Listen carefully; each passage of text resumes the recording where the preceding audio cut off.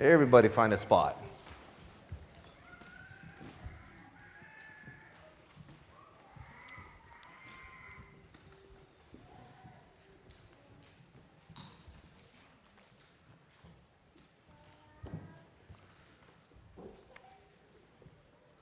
Someone else can sit on the bench there if they want.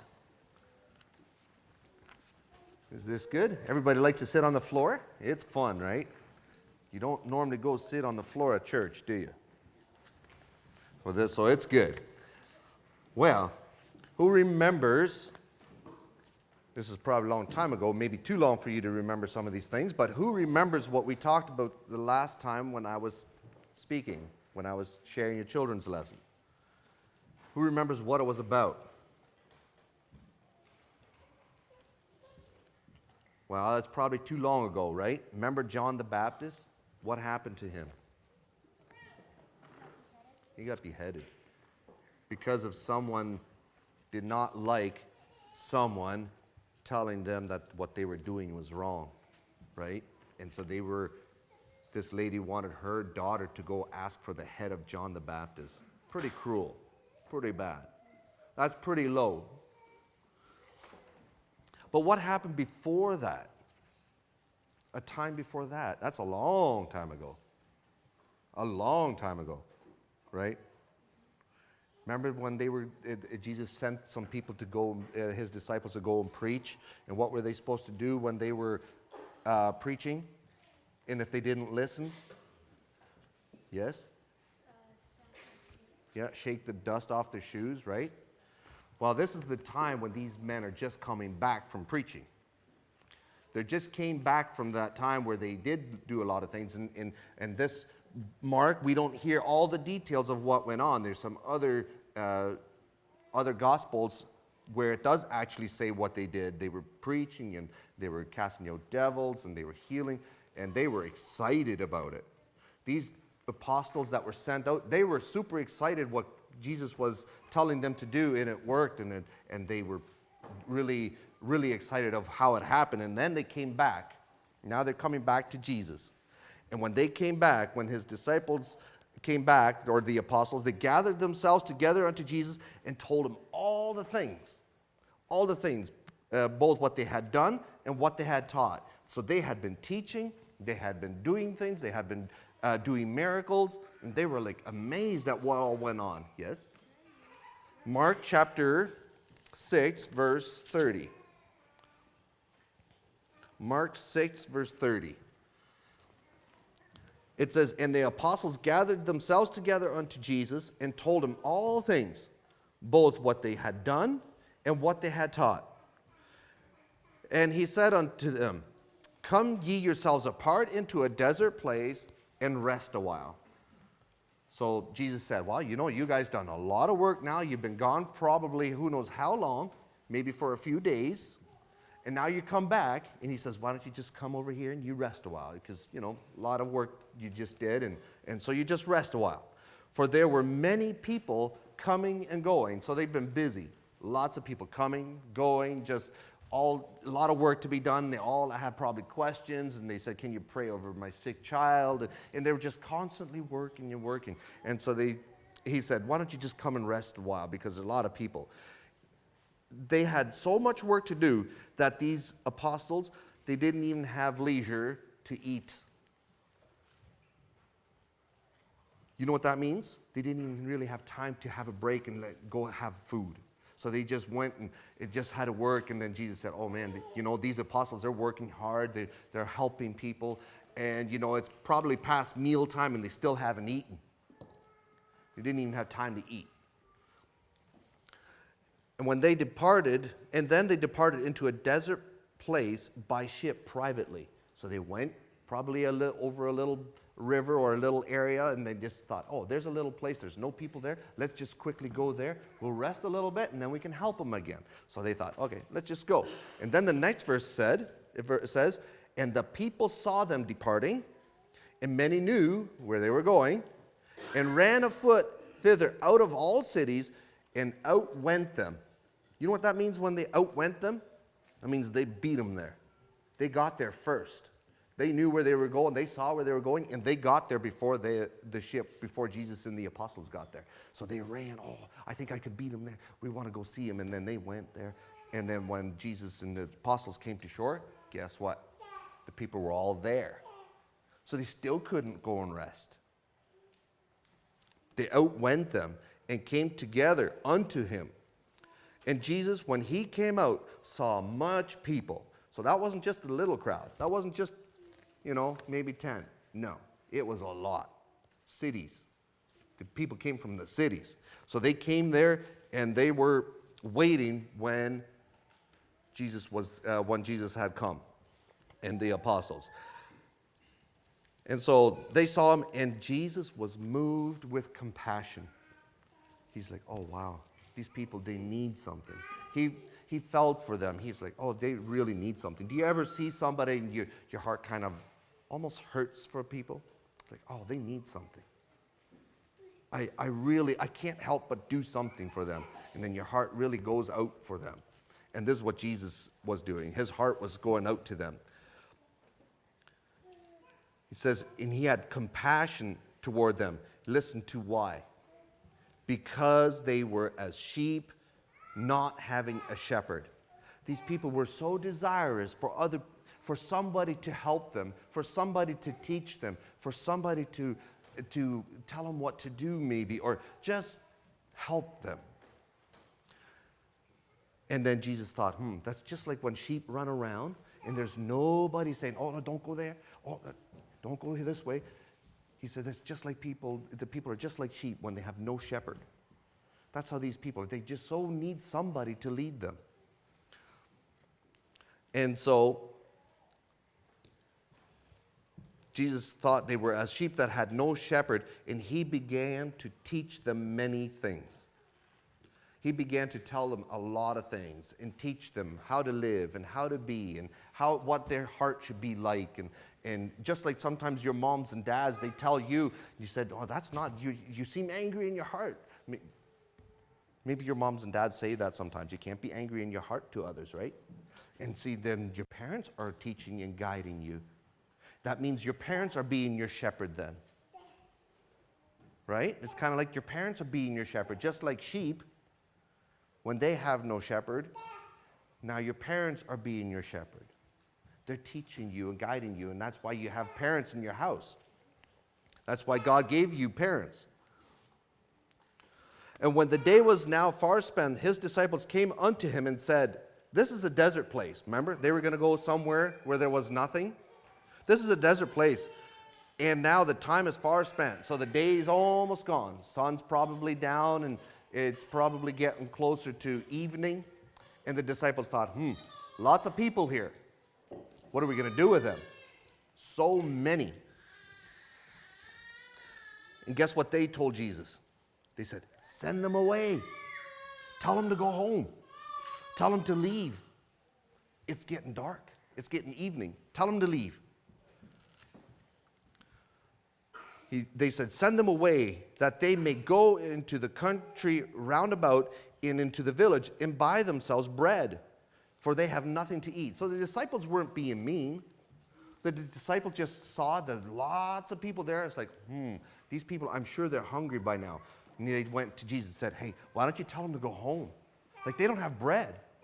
They won't be able to eat. They've got to go home, and they've got to be able to buy themselves some food. Their children are hungry. Who knows what they all told Jesus. They probably told him, you know what, their children are starting to cry. They're hungry. Just tell them to go home and buy bread so they can eat.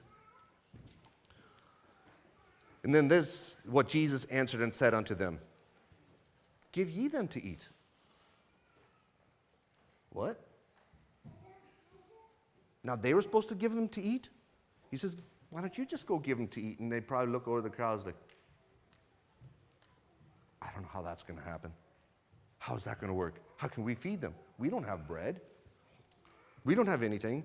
And they say unto him, shall we go buy 200 penny worth of bread and give them to eat? That's probably almost one man's years of wages. When he works all year, and they thought that's probably how much money it would take to feed all these people. Should we go buy 200 penny worth of bread and give these people to eat? Somebody would have to work a whole year just to feed these people once. And they couldn't, they were probably scratching their head, Jesus, what are you talking about? Why do you tell us to do that? That doesn't even work. And then Jesus said to them, how many loaves have ye? Go and see. And they said, 5. We only got 5. And 2 fish. That's all we have. That's only for maybe 1 family or 2. But there was lots and lots of people. And he commanded them to make all sit down in companies upon the grass, so in groups, little groups. He told them to go sit down. And they sat down in ranks by hundreds and by 50s. So now you can tell there's a lot of people. When they were told to sit by hundreds, groups of hundreds, you start counting lots of groups of hundreds and lots of groups of 50s, there's a lot of people. And they only had 5 loaves. And you all probably already know what this story is coming to, right? But still, we like to hear it again, right? And when he had taken the 5 loaves and the 2 fishes, he looked up to heaven and blessed it, and brake the loaves and gave them to his disciples to set before them. So Jesus didn't go feed them himself. He gave the disciples and says, you go feed them. I told you before, you go feed them, and you will feed them. And so the disciples had to go and feed the people.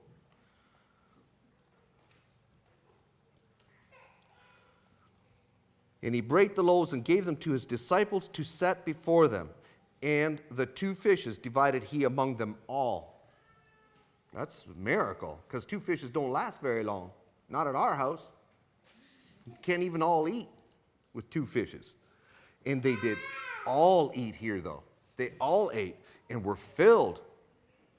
Everybody was full. Nobody was hungry anymore.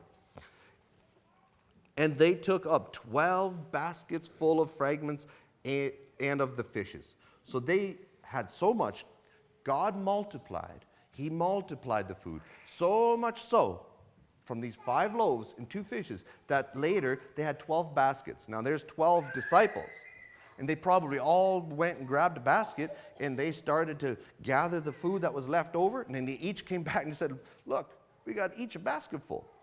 That's all left. And we only started off with 5 loaves and 2 fishes. Now we got each a basket full. And they that did eat of the loaves were about 5,000 men. That's not even including the women and children yet. They probably started counting families. I'd like to count all the people, they probably thought, but nope, I'll just count all the dads, and then I know there's about 5,000 families here. Close to it.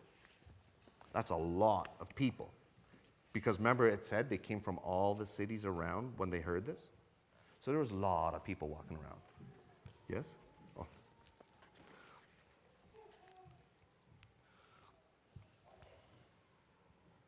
And straightway he constrained his disciples to get into the ship and go to the other side before unto Bethsaida, while he sent away the people. Now the people could go. Now he says, now they've eaten, now they could go. This kind of reminded me, I thought about my father-in-law and my mother-in-law.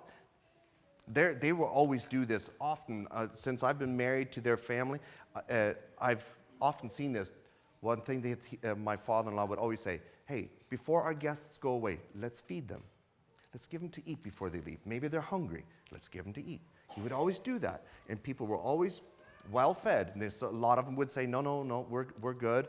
But sometimes they got to feed people before they went. And I thought that was very, very kind of them. Very special thing, because they would always, their guests would never have to go away hungry if they didn't want to. They always got offered food to them. And Jesus too, he said, no, you know what? They should eat before they go home, because they'll be weak.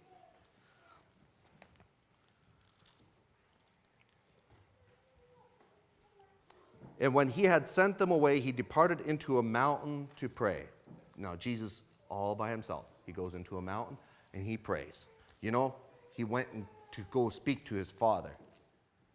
He went to speak to God.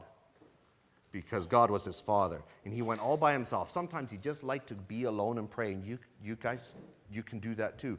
Go alone sometimes and just talk to God. God likes to hear you pray. God likes to hear us pray. All by ourselves. We can go in our room and just pray to God on our own. Jesus did that himself. He talked to him. And when the even was come, the ship was in the midst of the sea, and he alone on the land. So the disciples went onto the boat, and they started floating away, and Jesus stayed back, and he prayed. And probably a little hill somewhere, and he could see it, the lake down there, and he saw the ship starting to row away. And he saw them toiling in rowing. So they were working hard, trying to row. It was starting to get windy. And they started to row. And he saw them toiling. It was hard work. They started rowing. For the wind was contrary unto them. And about the fourth watch of the night, so this would have been like at nighttime, he cometh unto them, walking upon the sea. We've often heard that, right? Probably the story of Jesus walking on water. But could you imagine somebody coming to you when you were out on the lake and somebody's walking on the water? I don't know what it would have looked like. Did it splash a bit every time he stepped? Did his foot go in this far? Or did he stay all the way? I don't know what exactly happened, but he was walking on water. That would be quite something, to see that. I think I would have done the same thing the disciples did. Listen to this. They saw him walking upon the sea and would have just passed them by. Probably just like, oh, there's the boat. Just, hi, guys, and keep walking. He just would have passed them by. But when they saw him walking upon the sea, they supposed it had been a spirit. That's probably what I would have thought. A ghost. Oh, no, what's that? Who's coming to... How is there somebody on the water so close to our ship? And they cried out. They were all scared. And when they saw him, they were troubled. And they're like, what in the world is this? We've never seen anybody so close to never seen anything like this. And immediately he talked to them and said unto them, be of good cheer. Don't worry, guys. It is I. Don't be scared. So they were scared. You know what? I think I would have been scared. You think you would have been scared? If you were in the boat and you thought, oh, nobody could be here. You don't think anybody could be there. And all of a sudden somebody's walking there. I think it'd be a little scary. But when Jesus saw that they were afraid, he says, hey, don't worry. It's just me. It's me. And he went up unto them into the ship. And when the wind ceased, they were sore amazed in themselves, beyond measure, it says, and wondered, wow. They were so amazed. It says beyond measure. They're probably thinking, okay, I don't know what just happened. I don't know how this works. How can somebody, I don't know, no answers. They just thought, whoa, what just happened? How did we just see somebody walking on water? They were just amazed beyond measure. This is a very interesting verse, for they considered not the miracles of the loaves, for their hearts were hardened. Whoa. It doesn't mean that they were trying to be evil or they were against God. What it means is they didn't even think about what they just saw, the 5 loaves and the 2 fishes. They probably could have easily thought, Jesus is thinking, you just saw a miracle. You know I can do things. Don't be so surprised when God helps you. Don't be so amazed or don't think it's not possible that God can't help you. Sometimes I think we as older people, we forget too. We think, oh, one time God helped us and we're so thankful, and then we love it, we praise him and we talk about it, and then a couple of days later, all of a sudden something happens to us and we're just all, oh no, what's going on? And we forgot that God just did help us. Why are we so troubled? But they were just wondering how this could be, and they had not considered that he had just fed 5,000 men, plus women and children, with 5 loaves of bread and 2 fishes. They didn't even think about that. They should have thought about it, you would think. Well, he just did that, so he could easily do this too. And when they had passed over, they came into the land of Gennesaret and drew to the shore. And when they were come out of the ship, straightway they knew him. So, again, the people saw him come out of the ship, and they're like, oh, there's that man again. There's that man, Jesus. He's here. He's in our towns now. And so they ran through that whole region round about and began to carry about in beds those that were sick. So everybody that was sick, they thought, hey, there's sick people. So they said, let's get our brother here. He's sick. Let's grab him, and then let's help him carry his bed, and let's go walk and to meet Jesus. So they ran with their beds and probably had sticks, and they were running together and probably just as quick as they could come to Jesus there to get healed.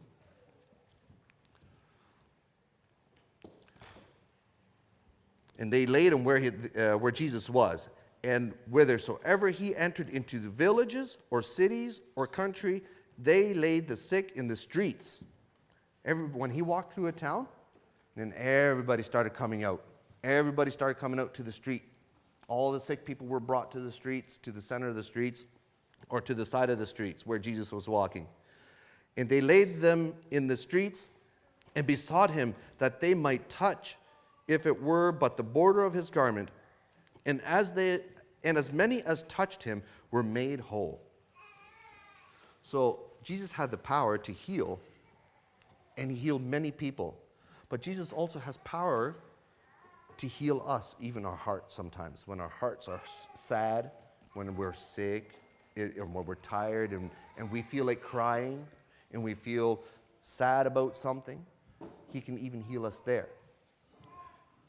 Jesus is the good shepherd, right? He's good. He wants to help us.